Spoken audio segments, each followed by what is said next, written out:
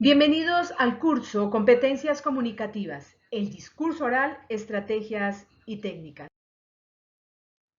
El siguiente objeto virtual de información le brindará elementos claves para la realización de un discurso oral a partir del acercamiento a algunas técnicas y estrategias para captar la atención del público y lograr nuestro objetivo comunicacional.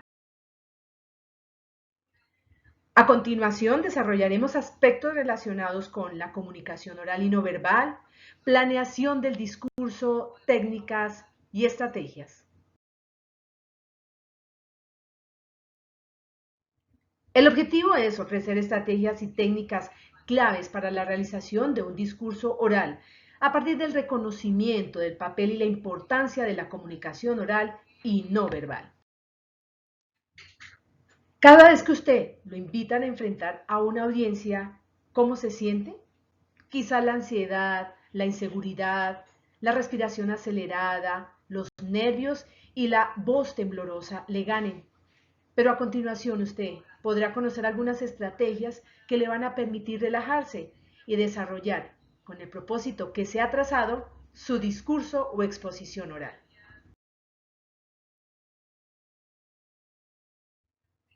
Albert Mehrabian hablaba de la importancia de la comunicación tanto oral como no verbal. Hacía énfasis en que todo lo que nosotros comunicamos a través de la palabra hablada es entendible y comprensible en un 93% gracias al lenguaje no verbal, es decir, a la comunicación del cuerpo, de lo que expresa la voz, de lo que expresa una mirada, de lo que significa una postura.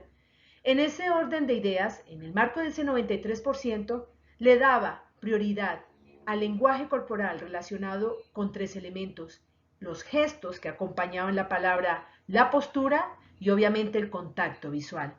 Asimismo, la voz con un 38%, manejar una tonalidad adecuada, la vocalización, una velocidad apropiada, así como un ritmo pertinente con relación al mensaje que estoy comunicando. Para ello, es vital que ustedes tengan en cuenta el uso de los signos de puntuación oral. Tres son los propósitos que uno tiene cuando se dirige a un público: el informar, persuadir y entretener. Para el caso del escenario académico nos interesan estas dos acciones: informar, que es comúnmente lo que uno hace cuando realiza una exposición de tipo académico. En ese orden de ideas, frente a teorías y conceptos, podemos estar describiendo, explicando, definiendo o realizando una exposición. En este caso, para el marco del curso de competencias comunicativas, la actividad nos convoca a ello, a informar. Asimismo, el persuadir tiene una intención totalmente diferente, porque lo que buscamos es motivar o generar un cambio en nuestra audiencia. En ese sentido, debemos tratar de convencerlo para que actúe o piense de determinada manera. De acuerdo al propósito, usted tendrá la capacidad de estructurar el discurso, planearlo para lograr su objetivo y la intención comunicativa por la cual está ya al frente, realizando su discurso oral. Tres son las ciencias que abarcan el estudio de la comunicación no verbal. Son ellas la kinésica, proxémica y paralingüística. La kinésica hace un análisis relacionado con los factores asociados al comportamiento. En ese orden de ideas se analiza la expresión facial, la mirada o el contacto visual, la postura del cuerpo, los gestos.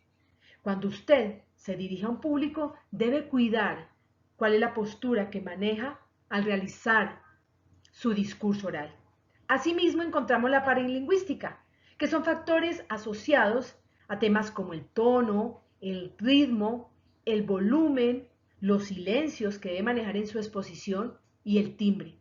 Todos estos elementos también precisan para que usted logre su intención comunicativa. Ya sabe que si su propósito es argumentar, debe manejar tonalidades diversas para hacer énfasis, por ejemplo, en las palabras. Asimismo, se aconseja el uso de signos de puntuación oral y el manejo de las pausas. Y el último es la proxémica, factores asociados con el uso del espacio. Encontramos el espacio personal, que es el que comúnmente uno maneja en casa, el espacio íntimo cuando estamos lactando a un bebé, el espacio social, que es el que manejamos con frecuencia cuando salimos a la calle o nos encontramos en un aula de clase, Y también tenemos el espacio público, en un centro comercial o en un lugar recreativo. Cuando usted está frente a su público, es importante que analice cómo maneja su propio espacio. Hay oradores que se desplazan por la sala, hay otros que se quedan en un mismo lugar, pero tenga en cuenta si está manejando adecuadamente estos elementos que reúnen las expresiones no verbales como contacto visual, postura del cuerpo y manejo adecuado de la voz. Vamos a hablar ahora de los métodos a la hora de dirigirse a un público. Existen 4 métodos, nos los han dado los autores. Uno es el improvisado. Cada vez que yo practico dialogar en grupo, puedo ir desarrollando este método porque me permite de manera abierta y relajada compartir mis ideas, así sea entre 2, 3 o, ¿por qué no?, 50 personas. El improvisado ya requiere de cierta experiencia. Es más fácil para nosotros hablar de nosotros mismos, pero es a veces complejo cuando tienen que relacionarse ese discurso con un tema en específico. Por eso la invitación es que practique siempre que tenga la oportunidad. El método leído es un método que se permite para aquellas personas que sufren, por ejemplo, de pánico escénico. El leído obviamente enriquece el diálogo porque manejamos un lenguaje muy exquisito, nos permite pues compartir la idea. ¿Cuál es la desventaja? Que perdemos el principal recurso que vamos a utilizar cuando estamos frente a un público y es el contacto visual.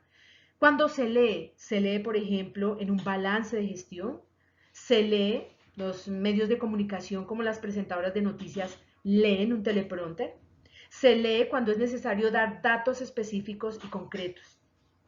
Otro tipo de método es el memorizado y es el que frecuentemente utilizamos cuando nosotros empezamos a apropiarnos de un concepto o de una teoría o una definición.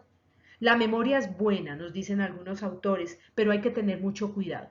Usted sabe que si se le olvida una frase, se le olvida todo el discurso. El memorizado tiene la ventaja que nosotros hablamos de pie y nos fluye de manera aparente. Obviamente nuestra audiencia no se dará cuenta. Se dará cuenta solo si usted tiene que adaptar por determinadas circunstancias su discurso a otros tiempos. Yo he memorizado un discurso de 2 horas, pero resulta que por partes logísticas me exigen que ese discurso lo desarrolle en un lapso de 1. Aquí entonces el memorizado sí rompe todo esquema. Tenga mucho cuidado, que así sea memorizado, improvisado o leído, usted debe planearlo y practicar. Y el extempore es el que nosotros vamos a realizar en el marco de este curso. El extempore me permite, como su nombre lo dice, una preparación fuera de tiempo. Organizo mis ideas, planeo adecuadamente el discurso y me apoyo con ayudas audiovisuales. Todos los métodos se apoyan, si es necesario, con ayudas audiovisuales, pero el extempore me permite casi una combinación de los anteriores métodos. Puedo improvisar, puedo leer ciertas fichas, ciertas frases, puedo en cierta medida memorizar una introducción o una entrada, pero el extempore me permite apoyarme de manera muy significativa en un escenario de diálogo más relajado, más abierto. En este caso, el extempore nos permite no solamente hablar de pie, sino pensar de pie. Después de que usted tenga claro el propósito en el ejercicio de exposición, ya sea de tipo informativo o persuasivo, procederá a realizar una planeación. Para el curso, nuestro objetivo será exponer y desarrollar una idea. En ese orden de ideas, usted deberá tener 3 elementos claros. La introducción, que es el inicio, el momento inclusive más difícil para el orador, pues tiene la función de captar la atención del público. Por ello, debe ponerle absolutamente toda la energía necesaria.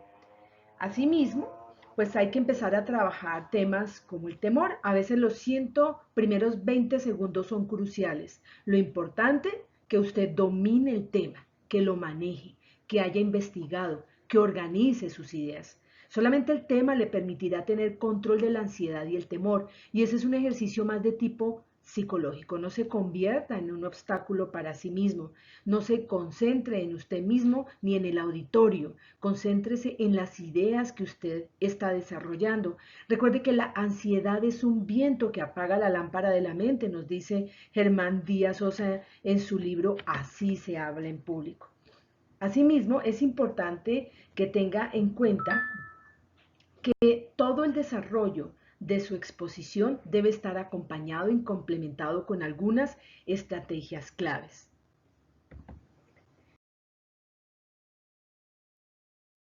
Realizar un buen inicio.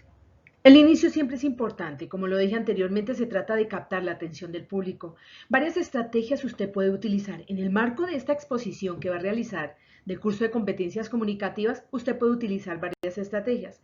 Por ejemplo, presentarse, ¿cierto? Cuando usted dialoga sobre sí mismo es más fácil porque se va relajando. Esa presentación puede estar cargada de su carrera profesional, de la que ha escogido. Luego, hablando de los argumentos que validan el por qué usted está ahí. ¿Por qué no hablar del objetivo por el cual usted está compartiendo esta exposición, ya sea vía virtual o presencial? Algunos oradores expresan sincero placer, más cuando se trata de conferencistas que se sienten halagados cuando alguna institución o entidad lo invitan. También puede utilizar recursos como la lectura de una cita textual o de una frase célebre. Usted hace alusión al autor y enseguida hace lectura de un párrafo muy breve, muy pequeño, para romper el hielo y entrar en contacto comunicativo con esa audiencia. Asimismo puede narrar una historia, puede narrar una anécdota, contar una historia. También nos relaja tanto al público como a usted como orador, ya sea presencial o virtual. Contar un chiste se ha convertido también en una estrategia básica para aquellos oradores que se sienten a gusto haciéndolo. Ojo, si usted no tiene el carácter para compartir un chiste, no se permita utilizar este recurso porque, pues, será un aspecto negativo. Igual es importante que si usted maneja un chiste, sea muy afín con el tema, ¿cierto? No viole ni vulnere los principios éticos, ni morales, ni religiosos de ninguna persona que esté allí en la audiencia. Siempre maneje un chiste muy respetuoso que permita también relajarse dentro del ejercicio de oralidad que usted está realizando. Ofrecer datos estadísticos o citar ejemplos también son válidos como recursos para romper el hielo. Durante el desarrollo de la exposición es importante que usted complemente su ejercicio de diálogo con los apoyos verbales, ¿cierto? Esas mismas citas textuales, esos ejemplos, esos datos estadísticos, también son recursos que a medida que va hablando con el público puede utilizar para complementar su información.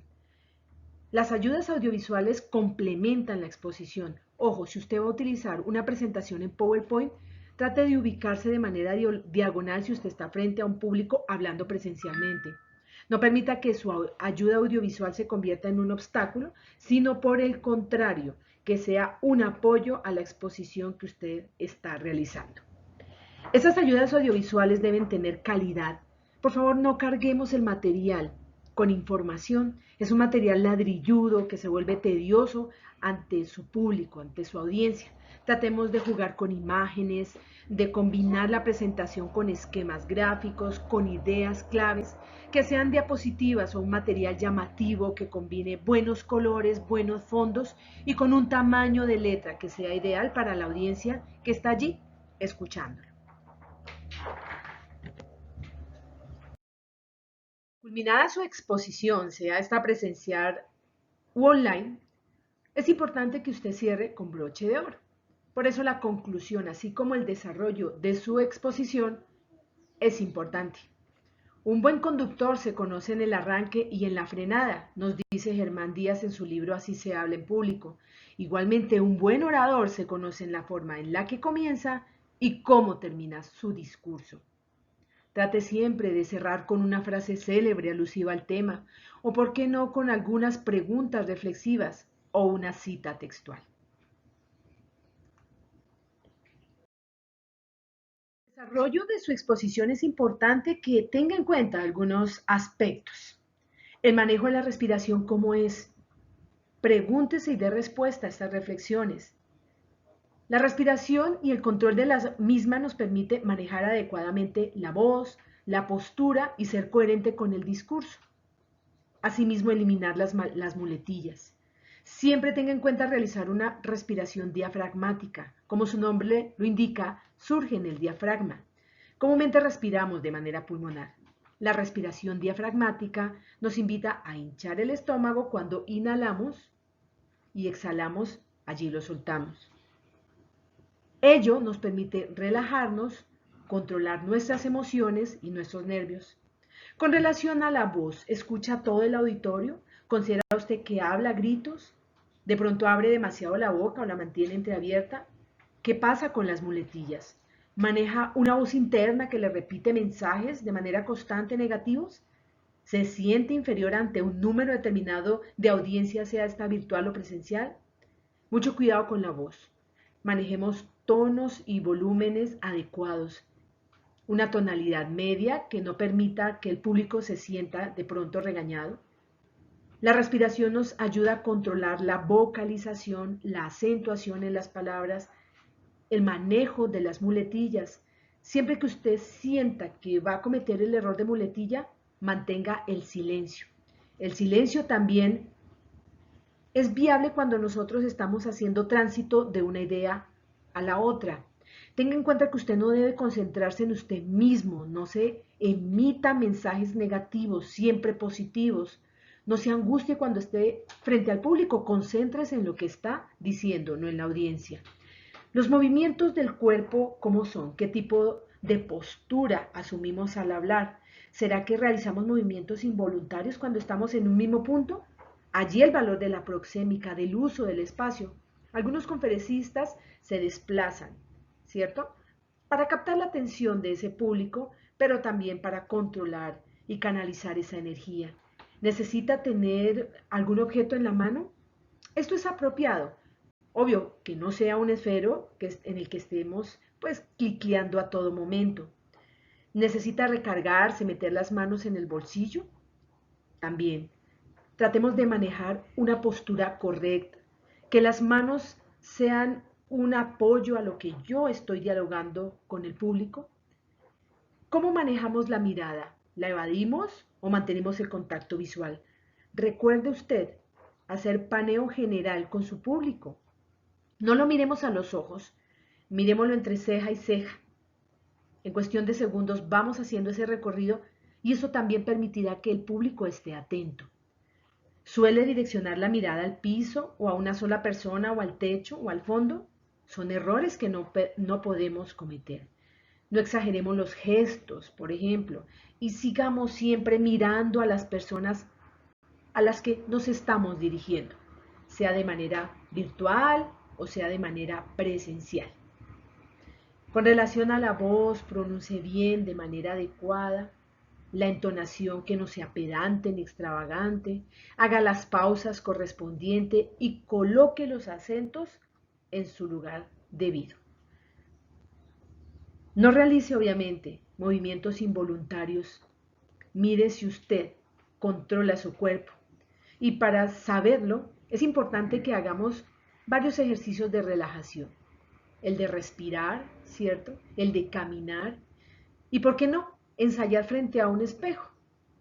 Ustedes curiosamente se sentirán frente a un público, no ustedes mismos. Ensayar frente a un espejo, nos dicen los autores, nos ayudan a soltarnos y liberarnos de todos esos obstáculos mentales que siempre utilizamos a la hora de enfrentar a los públicos.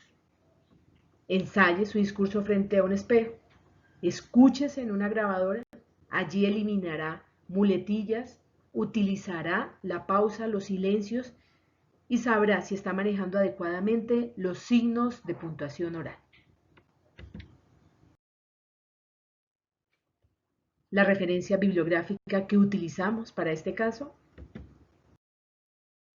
Muchísimas gracias y éxitos.